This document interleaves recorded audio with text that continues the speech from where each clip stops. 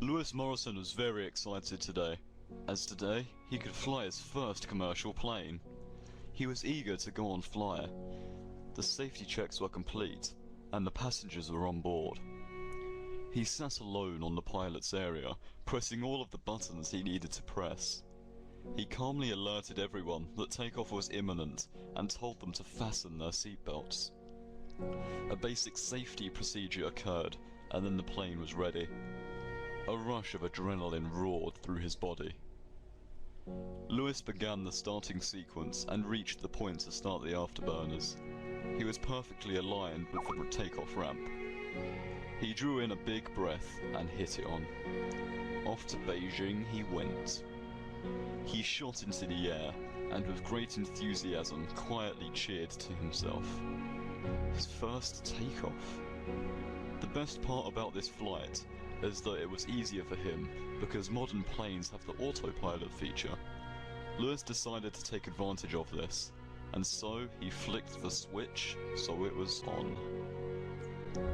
And so he kicked up his feet and relaxed. Lewis pulled out a tabloid from his drawer on his right and flicked through the pages. This will help him pass the time, although there is nothing ever interesting in The Sun anymore. He flicked to the back pages to start off with to check sports. Everything seemed normal. His favourite team was winning, which made him cheer yet again to himself, and the future for sport looked bright. He flicked through the rest of the pages, but nothing too interesting was happening. And then something caught his eye. Page 3. He found himself to be staring at the starring woman for a good few minutes in amazement. This time they really picked a good model, and a good poser on top of that. Lewis was too engrossed in the model that he couldn't notice that he was slowly becoming erect. He soon realized this though, when it popped one of his trouser buttons. He gasped and blushed. How could he not notice his own biology awakening him? At least no one saw. He was alone. He tried hiding it, but it was no use. It was staying as hard as a rock. He looked around. No one could see in or out, and no one had any need to walk in. He thought long and hard to himself before coming to a solution. He had to fap it off. He awkwardly let it flop onto his hand, and he stroked his boner. He was feeling ashamed of himself, but nonetheless he continued. This was the only thing he could do.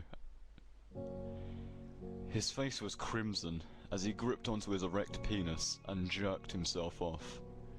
Soon enough he was hotter than ever and started to enjoy himself. There was nothing better than being miles high in the sky and fapping when you should be piloting a plane.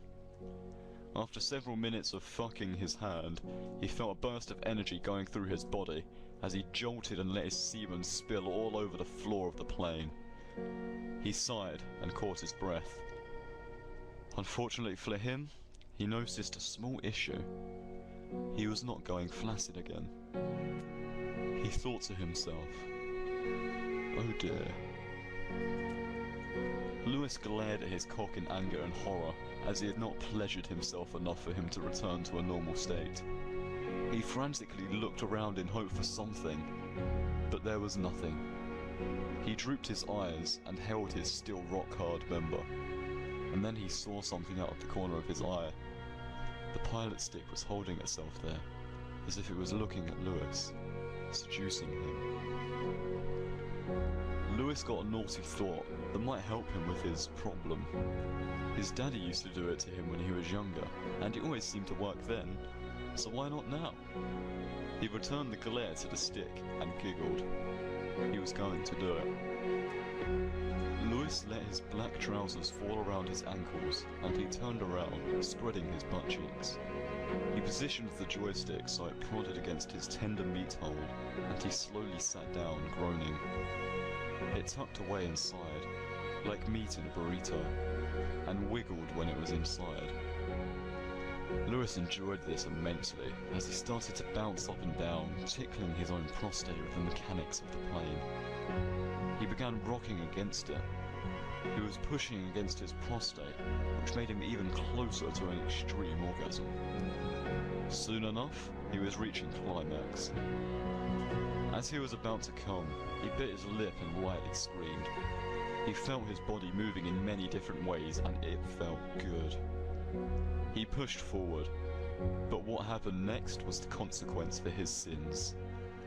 The joystick snapped forward with him, and chaos struck when the plane began to nosedive towards the water. Passengers were screaming, and a flight attendant rushed into the pilot's area to see what was going on. What they saw was very unpleasant to the eye. The pilot with his trousers around his legs, with a stick up his arse. They made eye contact, and the attendant woman vomited everywhere and fainted. In the final moments of their life, they were disgusted. The plane plummeted into the ocean, and everything they knew or loved died. It was a tragedy known by many, but no one will never know that it was caused by a horny man. It is known today as the Malaysian Airlines incident.